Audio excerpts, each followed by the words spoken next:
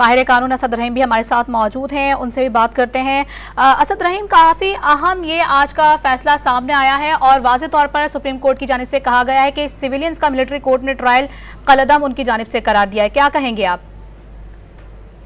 जी, बहुत शुक्रिया।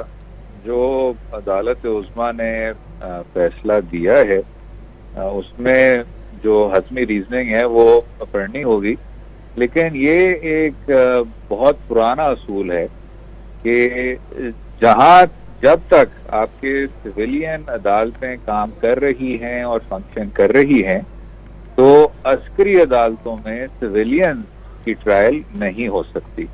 और अदालत उज़्मा ने एक बार फिर उस असूल को अपहोल्ड किया है। लेकिन मैं ये भी समझता हूं कि क्योंकि कुछ प्रोविजन को स्ट्राइक डाउन किया तो माजी में फैसलों में जो हमें देखने को मिला, मसलन FP अली का केस है जो कि भुट्टो साहब के दौर में आया था, उसमें जस्टिस हमीदुर रहमान साहब ने कुछ ना कुछ गुंजाइश छोड़ दी थी कि मखसूस हालात व वाक़यात की रोशनी में इस तरह की ट्रायल्स की जा सकती थी।